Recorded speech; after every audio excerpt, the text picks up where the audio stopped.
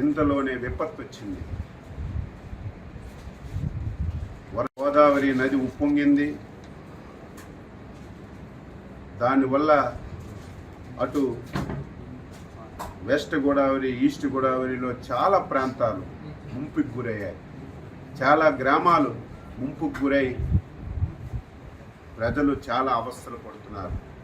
మీరందరూ సజీవ సాక్షులు. గతంలో కూడా మీరు పనిచేశారు. గత 5 సంవత్సరాలు ఎప్పుడైనా ఒక విపత్తు వస్తే, ఎప్పుడైనా వరదలు వస్తే ముఖ్యమంత్రి ఎప్పుడైనా సరే రివ్యూ తీసుకొని అధికార యంత్రాంగానికి అలర్ట్ చేసినటువంటి రోజు ఒక్కటైనా ఉందా? ఆ రోజు 5 సంవత్సరాల్లో ఒక మంత్రి అయినా, ఒక అధికారి అయినా గ్రామాలకు వెళ్ళి పేదవాడికి పలకరించినటువంటి దాఖలాలు ఎక్కడైనా ఉందా? మొన్న ఎప్పుడైతే భారీ వర్షాలు వస్తాయి, గోదావరి నదికి విపరీతంగా వరద వస్తుందని తెలిస్తే మా విపత్తుల శాఖ మంత్రి శ్రీమతి అనిత గారు జూమ్లో కాన్ఫరెన్స్ తీసుకొని కలెక్టర్కి అలర్ట్ చేశారు.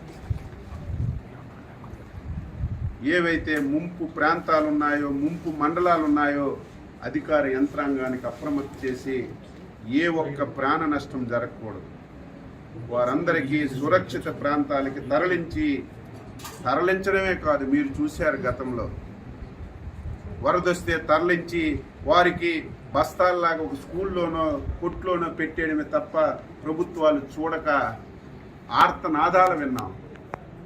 మాకు భోజనం అందడం లేదు, పిల్లలకు పాలు అందడం లేదు, సకాలంలో నీళ్లు లేవు, టాయిలెట్స్ లేవని. ఈ 5 రోజుల్లో ఎక్కడైనా ఒక వార్త వచ్చిందా?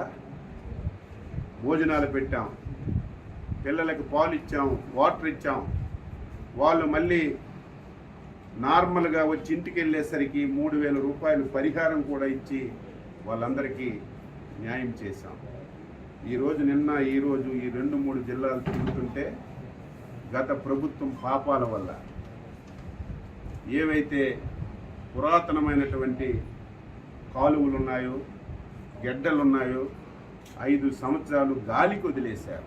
కనీస స్థాయిలో మెయింటెనెన్స్ చేయలేదు. కనీసం ఒక తట్టెడు మట్టి తీసి ఆ కాలువలో ఉన్నటువంటి అడ్డు కూడా తీయకపోవడం వల్ల నిన్న వచ్చినటువంటి వరదలకి ఆ కాలువలు పొంగి వేల ఎకరాలు రైతు పెట్టినటువంటి పంట పూర్తిగా నాశనం అయిపోయింది. ఈరోజు చంద్రబాబు నాయుడు గారు అసెంబ్లీలో